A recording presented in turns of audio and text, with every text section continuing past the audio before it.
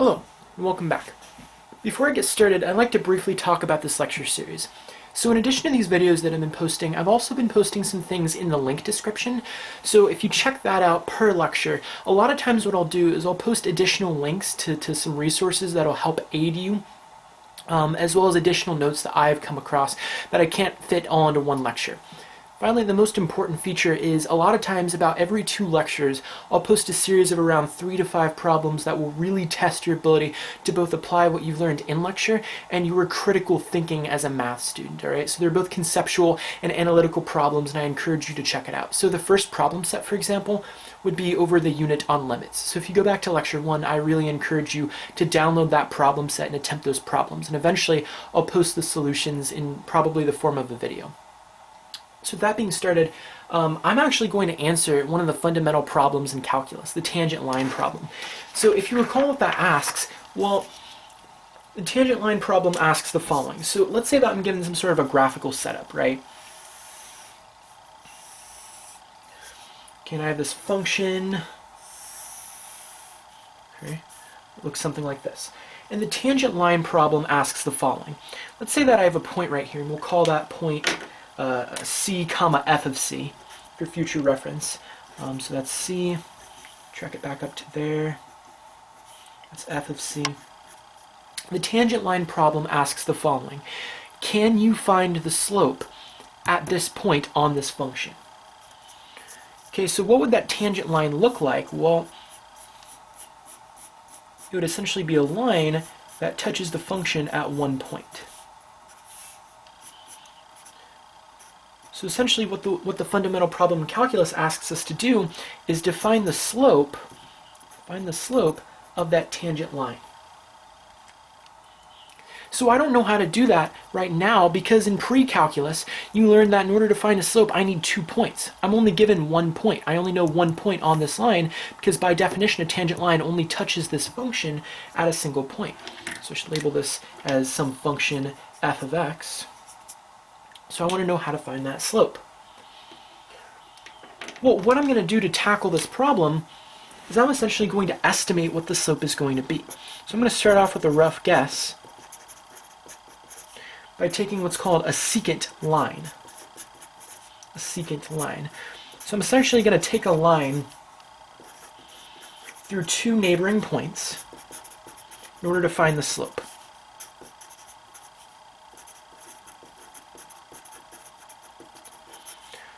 Right, and in order to start out that guess, those points should be fairly close to C. They're not going to be on polar opposite ends, right?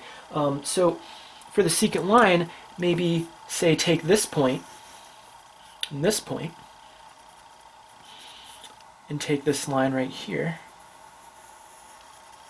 It's not perfectly straight, that's okay though. Let's try to figure out the slope of that line.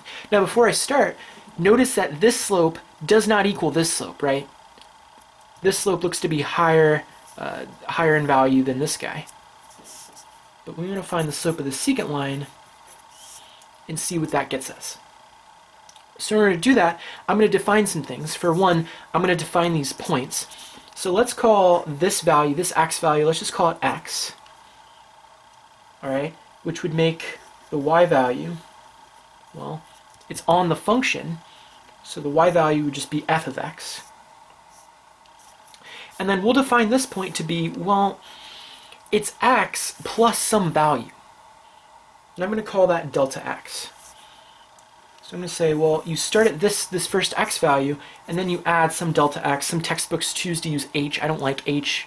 In my mind, h means height, and we're talking about a change in x. So we start here, we go through some change in x, and now we end up at this point, which I will denote to be x plus delta x. And if you plug that into the function, this would be f of whatever x plus delta x is equal to. Okay, so what I have are these 2 points. So my first point on this function of the secant line that I know, the first point is x comma f of x. I just want to emphasize that really quickly. So if I take this x value and I want to know what the y value is, right, because that's a point, it's x comma y, the y value is just whatever this is plugged into my function, x comma f of x, which would make this x plus delta x for my x value, and then whatever it is after I plug this into my function. So if I plug this into my function, I get f of x plus delta x. So those are my 2 points. If I want to find the slope of that line, I can use those 2 points. I can essentially take the difference in the y values divided by the difference in the x values, because that is what slope is defined to be, the change in y over the change in x. So if I take the slope, if I want to find the slope of that secant line, well, I'm going to take this y value minus this y value. I'm going to compare that with this x value minus this x value. Now, of course, technically you could do it the other way, right? You could have these switched as long as these are switched as well, but I find that this is easier to visualize, and you're going to see why in just a second. So if I do this, I can simplify the denominator, because I have an x plus delta x minus x, which would get me the following. F of x plus delta x minus f of x all over, well, these guys would cancel out, and I'm left with delta x on the bottom. So that is the slope of this secant line. By the way, as a side note, secant line, secant doesn't mean like the trig function secant, it actually comes from a different Latin root. Okay, it comes from a Latin word meaning to cut. So it's cutting this function. That's why you get 2 points. All right. So this is actually called the difference quotient, because mathematicians are really special and they come up with amazing, fantastic names, right? I'm subtracting these, ergo difference, and I'm dividing, ergo quotient. This is actually called the difference quotient. Love the name. And that is the slope of this secant line. But as we've stated before, the secant line is not identical, as far as the slope goes, to the slope of the tangent line. So is there a way I can make an even better approximation? Instead of this guy, is there some way to make this slope closer in value to the slope of the tangent line? So a few things might pop in your head, but in order to get more accurate, maybe I should move my points closer to C, closer to this x equals C value. Well, if you did that, if you say move the points to where one point would be right here, another point would be right here, this slope, that slope looks to be a little closer to this tangent line. So I'm not going to go through the same work because it's exactly the same thing. I still have 2 points. I still have an x value. I still have an x plus delta x. But my delta x is shrinking. This x moves to the right. This x plus delta x moves to the left. And that shrinks my delta x. So what I'm getting here,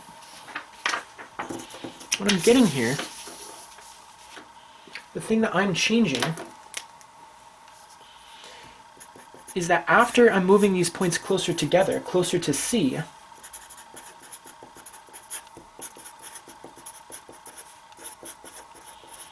what's changing? Well, my delta x essentially grows smaller, it shrinks. And if you notice, if I shrink delta x, I get a better estimate of what my slope is of my tangent line. Right? So essentially, smaller delta x leads to a better estimate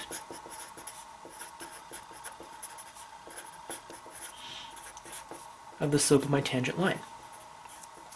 Okay, but I don't want an estimate. I want to know exactly what this value is. Well, if I keep shrinking delta x more and more, I keep moving these points closer and closer to C, I'm going to get a better and better estimate. until, hypothetically, delta x didn't exist. There was no change in x. And if there is no change in x, I'm essentially dealing with one point, that point being x equals c, which is the slope of my tangent line. But delta x can't equal 0 because, like I said, you can't find the slope just having one point. And if delta x equals 0, if you plug that into your difference quotient, you'd be dividing by 0. Furthermore, if I plugged in delta x equals 0, I would have f of x minus f of x, so I'd have 0 divided by 0. That's an even bigger problem. So you can't do that, but you can let delta x approach 0.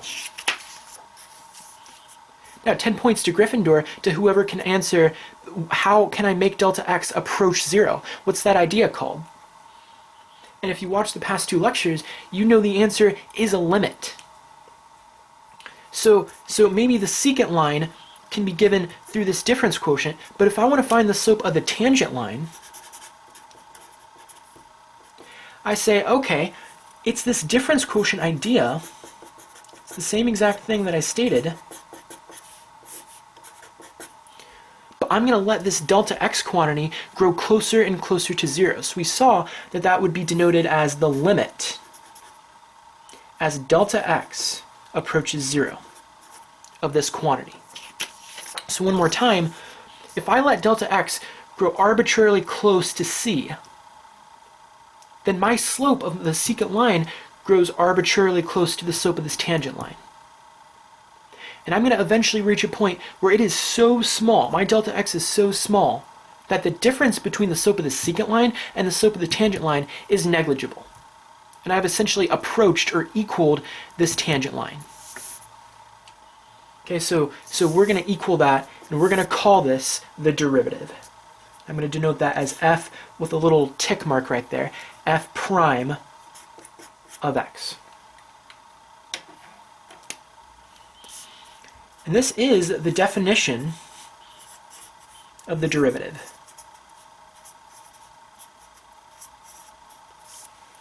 The derivative is defined as the slope, the instantaneous slope at a single point on a curve, which we got by taking the limit as this delta x grows closer and closer to c of this secant line, which is the difference quotient. So if you hear someone talk about the limit of the difference quotient, they're talking about the derivative. All right, so let's work an example where we really apply this.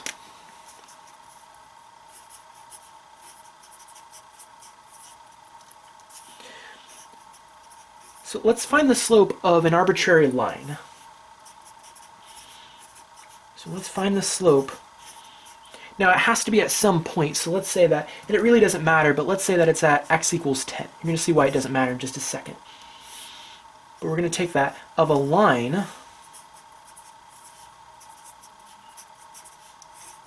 with an equation y equals ax plus b. You don't know what a and b are, but you do know that it is some general line, and I want to know what the slope is. Well, I hope that from your algebra class you know what the slope of this line is already, but we're going to use the idea of the difference quotient to prove that. So what we're asking is the derivative of this function. Well, in order to do that, let's look at our formula.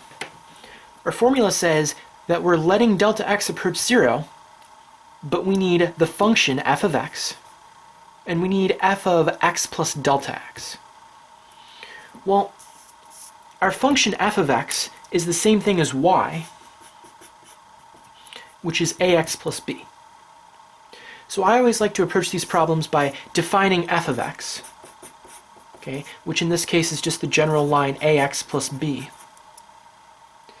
And then I need to figure out what f of x plus delta x is. Okay, so here's how I'm going to explain it.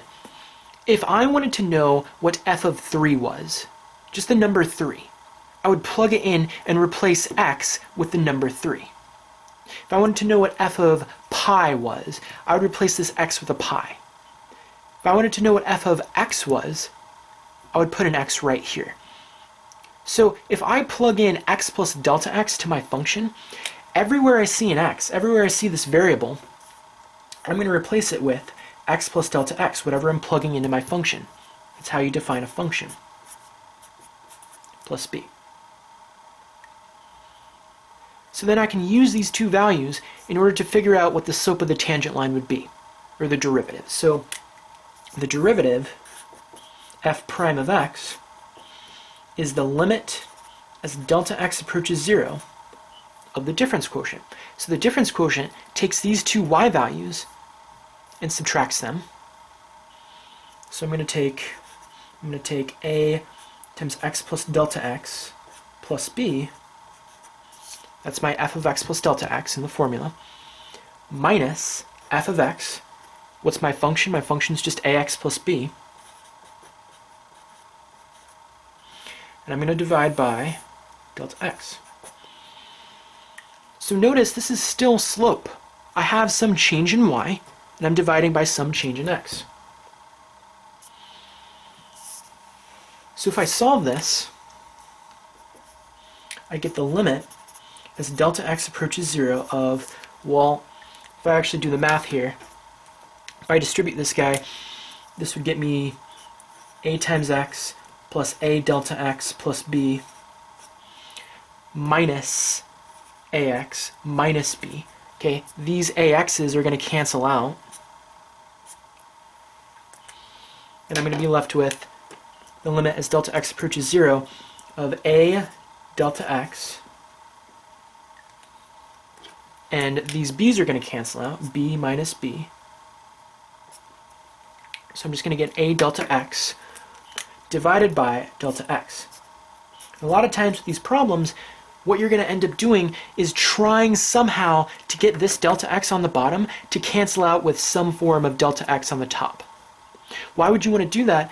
Because whenever you evaluate a limit, you essentially want to get to a point where you can directly substitute this in. And you can't substitute it in if you're dividing by that on the denominator. Right now you'd be dividing by 0. So what I'm given right now is a function, essentially a removable point discontinuity, where I can cancel these delta x's out. And I'm left with the limit as delta x approaches 0 of a. We saw a while ago that one of the properties of a limit was if you're taking the limit as x approaches c of a constant, that is equal to the constant. Ergo, the slope, or the derivative of this function, this linear function, is a, which is exactly what we expected. Right? Now, in addition to the definition of the derivative, there's an alternate form of the derivative, and I think I'm going to post a notes packet or something on the link description explaining how we get from one to the other, but I'm just going to define it. So, alternatively,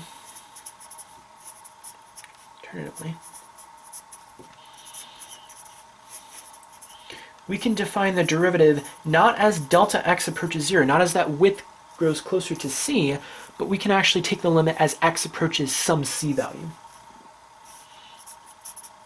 So we can define the derivative. Define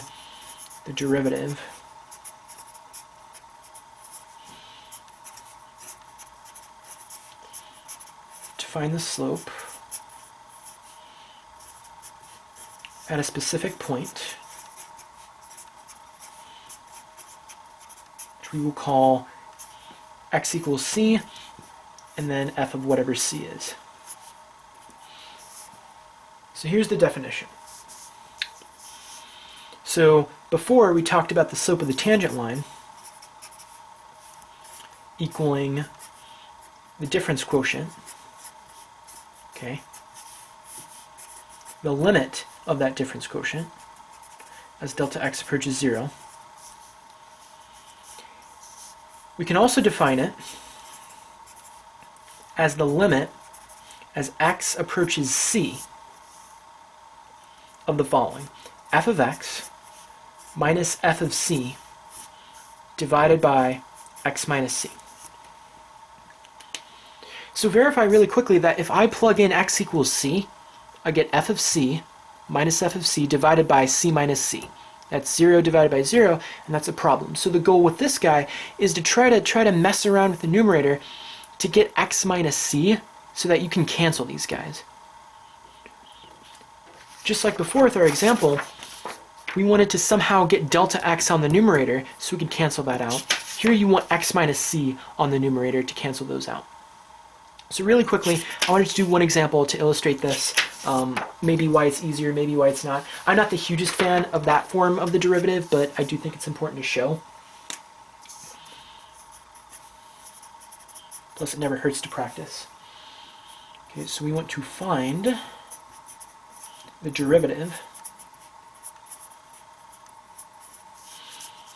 of h of t. And just because I'm using different variables doesn't mean the definition changes. The variables change, but the idea is the exact same.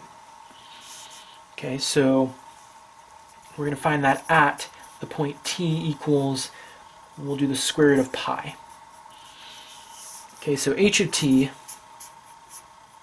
we'll let that equal 1 divided by t to the third power. All right. So just like before, how I started out by talking about h of t plus delta t. That's how you do that if you use the first definition of the derivative. But this one, I'll go ahead and rewrite it, states that the derivative equals the limit as x approaches c of f of x minus f of c divided by x minus c.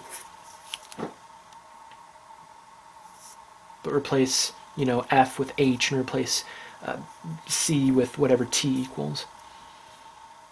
All right, so first thing I'm going to do is I'm going to find my function, and that's just h of t. So my h of t, my function is 1 over t cubed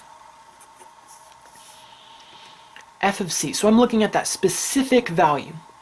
This is my specific value, and if I plug that into my function, I want to know what I would get.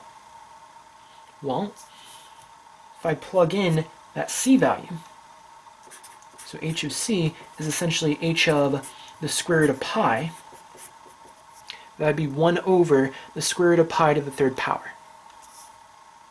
Okay, and since pi is to the 1/2 power, that would get us pi to the 3/2 power. Right? So, and then your c value, in case that wasn't already clear, is whatever the specific value is of your function that you're approaching for the derivative, and that's just the square root of pi, or just pi to the 1/2 power. I'm going to rewrite these as fractions instead of using square roots because I find that to be easier. Right? All right, so when you're taking this limit, you're going to be taking the limit. Instead of x approaching c, we're going to say as t approaches the square root of pi of your function, which we said was 1 over t cubed. Okay, so 1 over t cubed minus plugging in that c value to my function, okay, which we got to be 1 over pi to the 3/2 power divided by x minus c, so that would be t minus pi to the 1/2 power.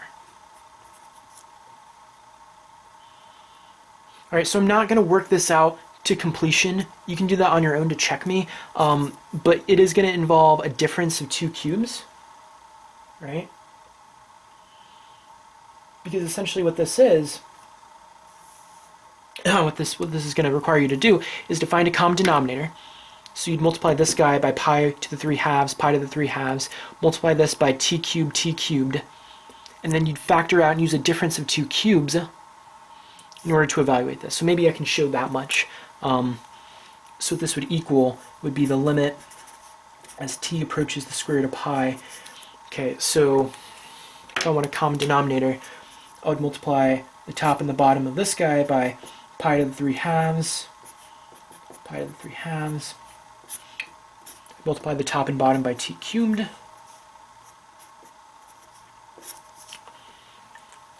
So that would get me pi to the 3/2 minus t cubed divided by the common denominator, pi to the 3/2 times t cubed. All of this divided by t minus pi to the 1/2. And from here, you can see this is a difference of 2 cubes, right? This is pi to the 1/2 cubed. This is t cubed. Use the difference of 2 cubes formula, factor that out, do that mess. You're eventually going to get this guy. You're going to get pi to the 1/2 minus t. You can flip the signs and you can cancel that out. And what you're going to end up getting, is the answer -3 divided by pi squared. So I encourage you to check my work here and verify that that is the correct answer. Just don't have time to go through it.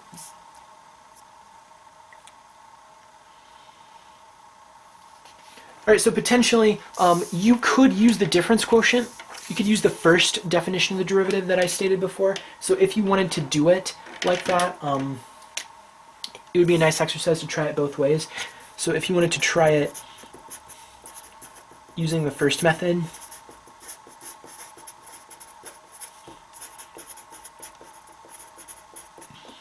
what you would have would be your h of t equaling 1 over t cubed. And then remember, this definition states that we have to have f of x plus delta x. So in this case, I would need t plus delta t.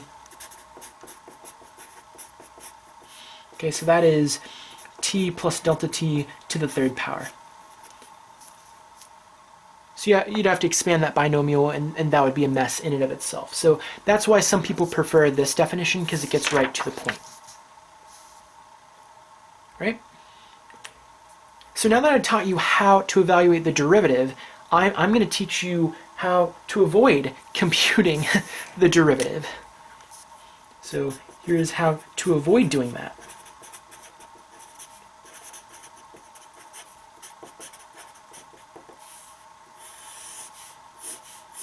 Right? So as it turns out, over many years of formulating this derivative, there are properties that show up, or patterns, or as I like to call them, shortcuts. Okay? I call them shortcuts because if someone complains about like the quotient rule or any of these shortcuts, I tell them to go evaluate the derivative using the original method. Okay, so just a few notes about this. So C and K and N are all constants. The derivative of a constant, what's the slope of a constant, which is a horizontal line? Well, that's 0. And then just with limits, and you can try to think about this as a difference quotient, right? So if I have a constant times all of this limit stuff, which gets us right here, all this limit stuff, if I have a constant multiplying every single term, I can factor that constant out. I'm just left with that constant times whatever the derivative is.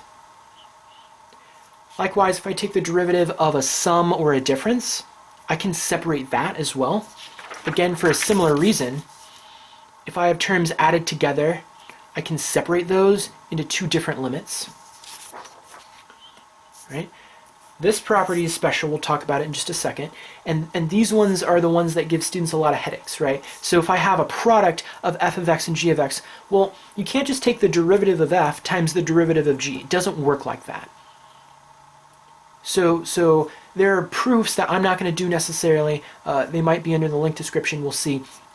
Where you take this guy, take 2 different functions, and plug it into the difference quotient and see what you'd end up with. Okay, but I'm going to give you my stupid mnemonic for the quotient rule, right? If I have f of x divided by g of x, and of course g of x can't equal 0. So I take the bottom function times the derivative of the top function minus the top function times the derivative of my bottom function divided by my bottom function squared. So I say that as low d high, derivative of the top one, or the high one, low d high minus high d low, square the bottom, and away we go. That's how I learned it. I know it's lame, but you are going to use the quotient and the product rule a lot more than you think, so it is worth memorizing these. As for number 4, now this is called the power rule. So eventually we're going to get to a point where we're going to take the derivative of any function to the nth power, and we're going to see that equals n times that function to the n minus 1. But for right now, this is assuming that your function is x.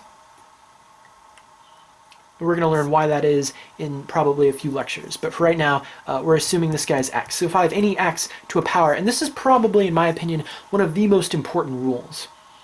So really quickly, just to apply this, if I have a situation where I want to take the derivative of, say, I don't know, 3x to the 1/2, just as a quick example. Well, first of all, I'm going to apply this constant rule, and I'm going to pull that constant out of my derivative. So that would get me 3 times the derivative of x to the 1/2. And according to this power rule, I have x to some constant. So here what I'm going to do is I'm going to take this exponent and I'm going to bring it down as a coefficient. So I have 3 times 1/2 times x, and my new exponent is whatever n was minus 1.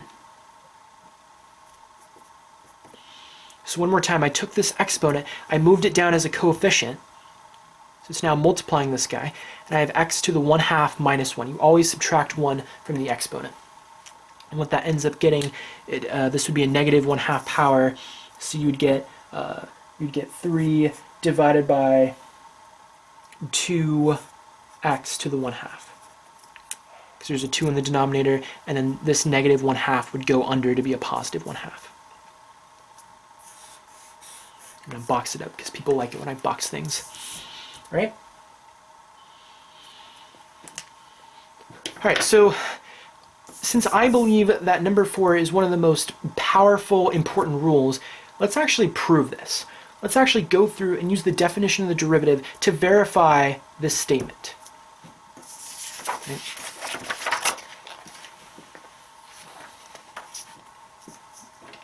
All right. Now, I warn you that this proof might not be the most intuitive, and I would never expect anyone to just come up with this on their own, although they did.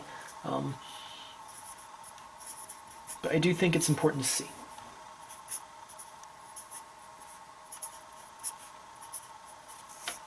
Alright. So I'm going to use the first definition of the derivative where delta x is approaching 0. Okay, so recall that this derivative, f prime of x, is the limit of the difference quotient as delta x approaches 0. So recall that in order to make this work, I need my function, and I need f of x plus delta x. So I always start out by talking about what f of x is equal to. So what's my function? Well, my function is x to the n. So if I wanted to plug in 3, I'd put 3 right there. If I wanted pi, I'd put pi right there. If I wanted to plug in x plus delta x, instead of an x, I'm going to replace that with x plus delta x to the n.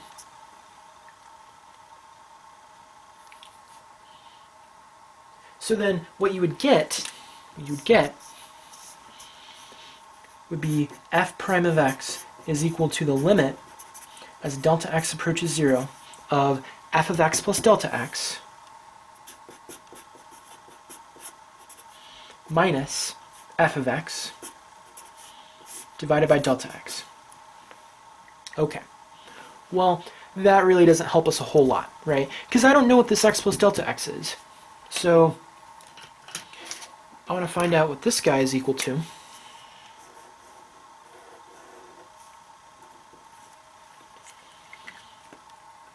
And to do that, we're going to need something called the binomial theorem.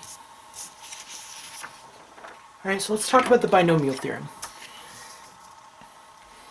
So I want to know what x plus delta x to the n power comes out to be. That's going to come out to be a string of terms, but essentially if x plus delta x is a binomial, if I raise it to a power n, it's going to have two properties that I want to talk about. The first property, the sum of the exponents is always going to add up to n for every single term. So just to give you an example, if we wanted to look at something like a plus b to the third power, well, that's going to end up expanding to a cubed plus 3a squared b plus 3ab squared plus b cubed. Obviously b is to the first power, here a is to the first power, but as you can see, if I take the sum of the exponents of this term, that's 3, the sum of the exponents on this term, 2 plus 1 is 3, 1 plus 2 is 3, this is 3. It's always going to be whatever my exponent is. So that's the first property. The second property is a little more complicated. So just take my word for it. I'm not going to prove this. If you want to, just leave me a comment and I'll try to do my best. But if I wanted to know what the coefficient was in front of every single one of these terms, so the coefficient here is 1, 3, 3, 1, you can actually use Pascal's triangle in order to evaluate that. It's another trick, but I find a better method is to use this formula. So n factorial, which I'll explain in just a second, divided by n minus k factorial, k factorial. N is the exponent. In this case, my exponent would be 3. But k is the term you're on. This is my first term, second term. Here k would equal 3, k equals 4. But you can only go up to whatever n is equal to. So, for example, let's see. For a plus b cubed, if I wanted to know what the coefficient in front of this second term is, well, since I'm on my second term, k would equal 2, and my exponent is always going to be 3.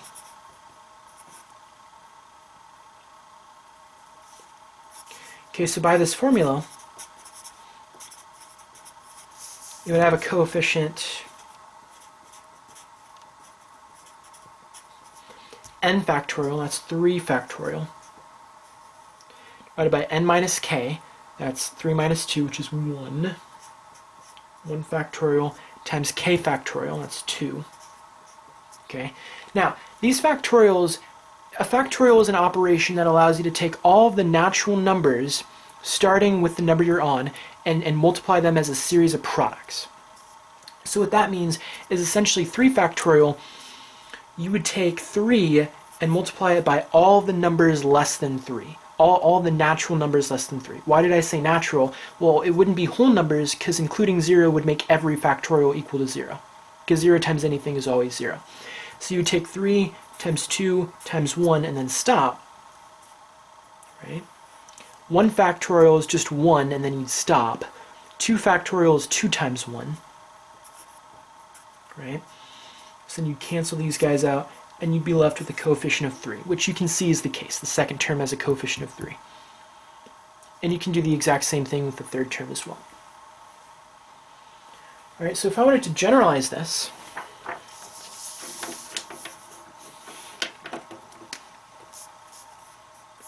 x plus delta x to the n, well, I know the first term is going to be x to the n, with a coefficient of 1, right? That's pretty easy to see. I'm going to add to that, well, every time I go across, the pattern that you should notice is my x term, the variable that I started out with, that power, that exponent is always going to decrease by 1. So this is going to be x to the n minus 1, but then my second term in the binomial is going to increase in power by 1. Because that first property states that the sum of the exponents always has to equal whatever the exponent is. So if it has to equal n, this is n. If I add these together, that equals n. if I take the next term, well, my first term is going to decrease by 1. So that's going to be x to the n minus 2. But that means my second term has to increase. Increase its exponent by 1. So this is delta x to the second power. Right? And then you'd add up a bunch of terms, and I'm only going to go out to the third term here, and then say eventually I'm going to get to a point where my x term, the first term, goes to 0, so it doesn't show up, and I'm left with delta x to the n. All right, now my second rule talks about the coefficients, and I'm not going to bother computing these because I think it's pretty obvious that if I have some a plus b to the n power, the coefficients for the first and last terms are just going to be 1. But if I wanted to figure out the coefficients for the second term and the third term, for example, okay, so these guys, I want to know what the coefficients are. It's going to be some form of n. Well, you would apply that formula. So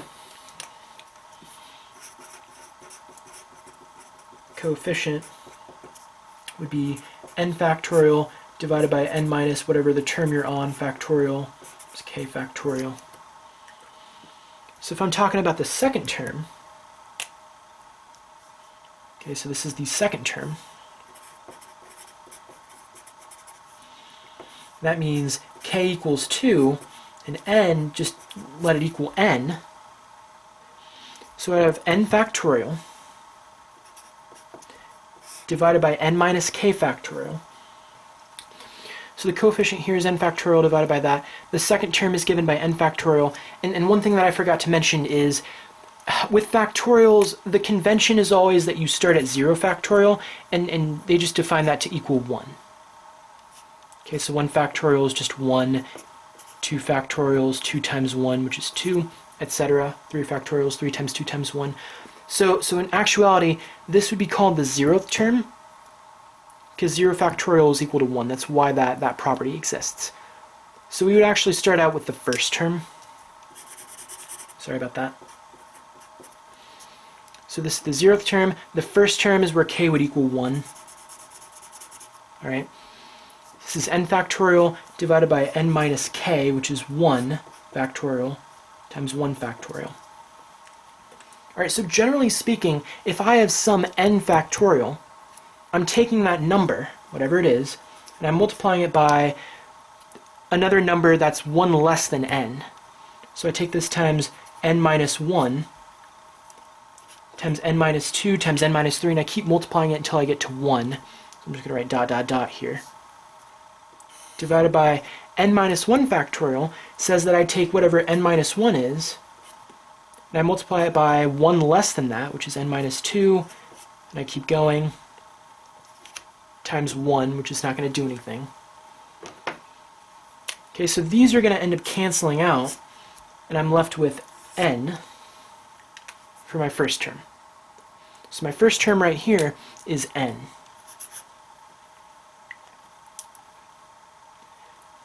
Now my second term, because this is the 0th term, the first term, my second term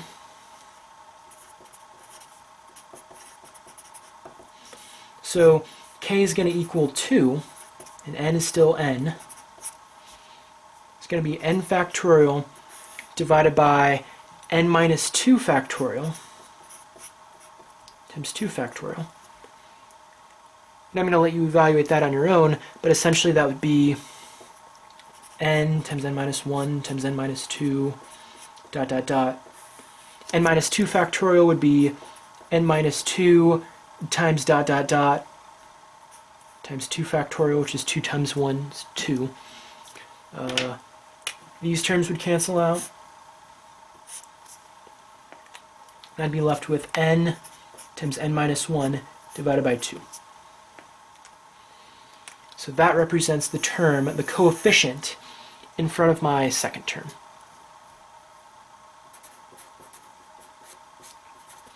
And in actuality, it wasn't prudent that we calculate the second term. The first term is the only important one, but you're going to see that the binomial series actually pops up a lot.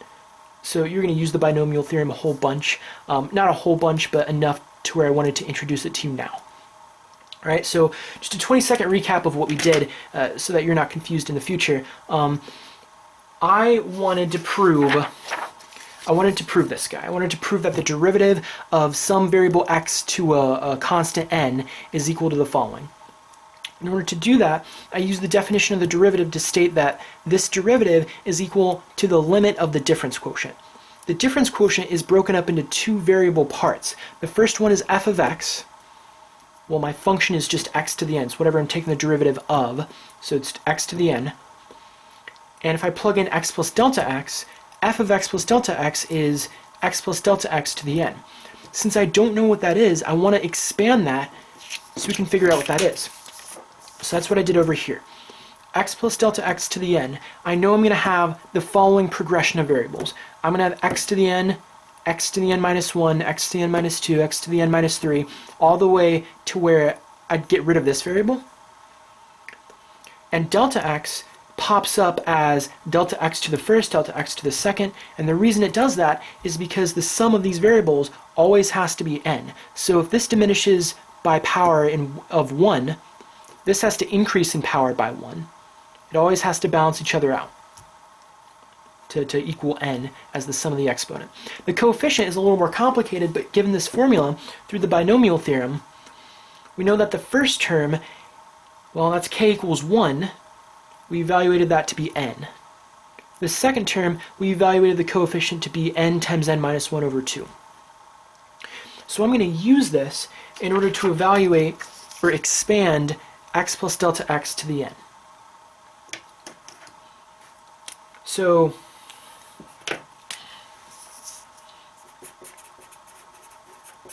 through the binomial theorem,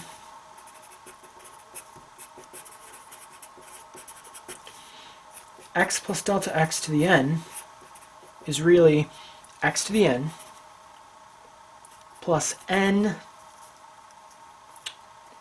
x to the n minus 1 times delta x to the first power plus n minus 1 over 2 times x to the n minus 2 times delta x to the second power. And then I'm going to add up a bunch of other terms that don't matter, and I'm eventually going to get delta x to the n. So that is what x plus delta x to the n expands to. It's a lot, it looks messy, but you're going to see that it simplifies amazingly. So if I take this derivative and I actually try to evaluate it, what I'm going to come to find is that I'm taking the limit as delta x approaches 0 of this expanded term. So take a look at this expanded term, and I'm subtracting x to the n. So I'll go ahead and denote that. This is what my derivative is equal to. Now, a few amazing, nice, lovely, beautiful things happen here. The first one is I'm subtracting x to the n. These x to the n's cancel out. Nice. Second thing that happens is, remember when I said that you're trying to factor out a delta x in the numerator to cancel it out with the one in the denominator? If you notice, every single one of these terms now has at least one delta x. So if I factor out a delta x, what I'm going to come to find is that delta x cancels. That delta x, instead of an exponent of 2, goes to an exponent of 1. This would be n minus 1. I can cancel that delta x. So if you want me to show that in another step, that would be delta x times n x to the n minus 1 plus n minus 1 over 2 x to the n minus 2 times delta x. But notice that every single other term has at least one delta x, aside from this term.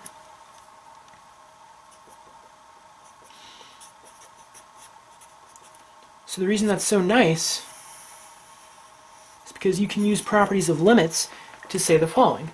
First thing you can say is remove that point discontinuity and just cancel those delta x's. Now, if I use direct substitution, every single one of these terms goes to 0. I hope you can see that. This term goes to 0 because they all have at least one delta x, and you're multiplying this.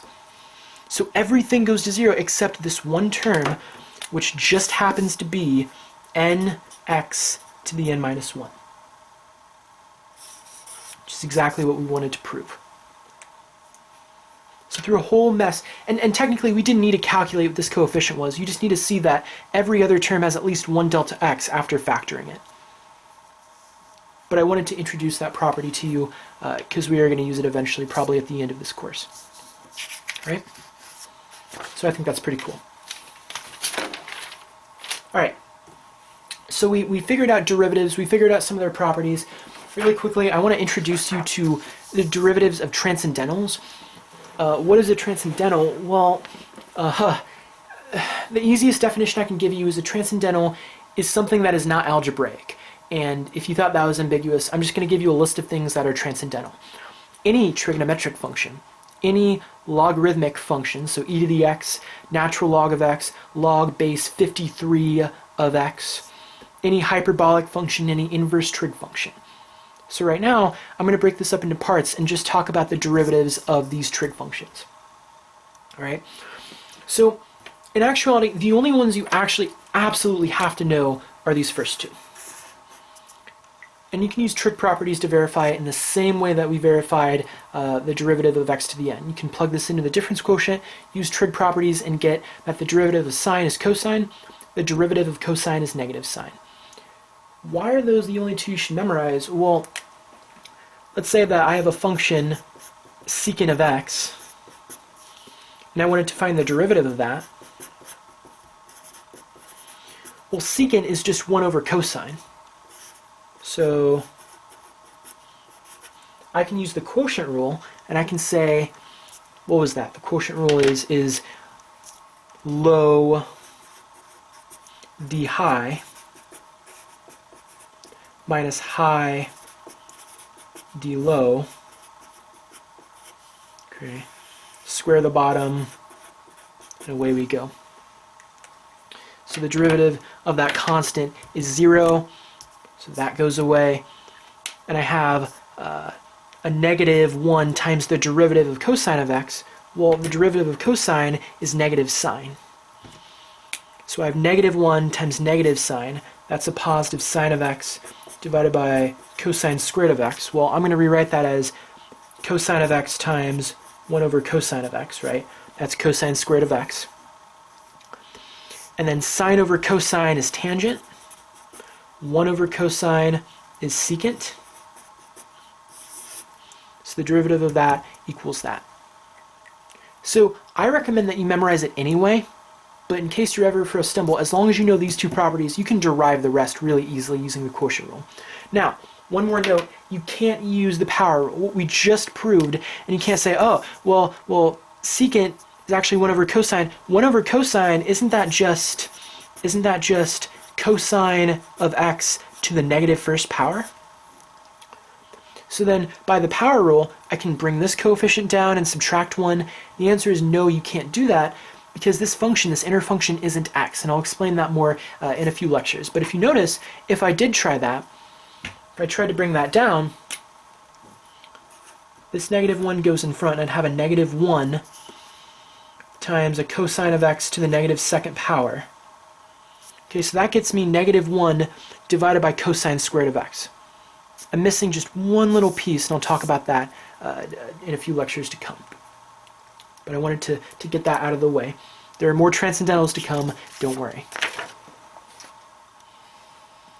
All right, so finally, I wanted just to make a quick note on the derivative. So when can you take the derivative, and when can you not take the derivative?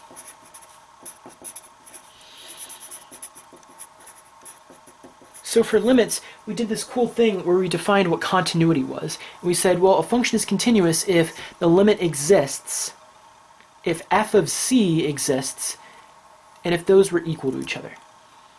For the derivative, I'm going to make a note and say, well, just because a function is continuous, just because you can draw that function without picking up your pencil, doesn't mean it's able to be differentiated there.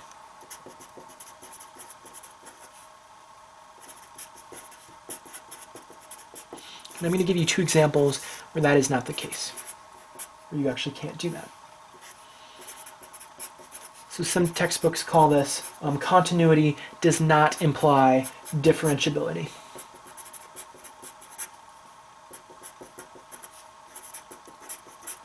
This is actually a very important property for the following reason. Let's say I had an absolute value function, and I wanted to find the derivative at the vertex. Okay. You can't find the derivative at the vertex because the limit approaching the left has one derivative, right? It has one slope that's like negative x. And from the right, the derivative looks to be positive 1. So negative 1, positive 1, I don't know what the derivative at the vertex is. So it's a point. Any sharp edges or cusps, you can't take the derivative at that point. So you're going to get undefined, or you're going to get maybe a denominator of 0 for the quotient rule or something where that doesn't work. Another really cool example of a function that's actually continuous everywhere, but differentiable, like you cannot take the derivative at a single point. It's called the Weierstrass function. The Weierstrass function. I'm going to try to put a link in the description around like right here to link you to that. It's like 15 seconds long. I encourage you to look at it. Okay.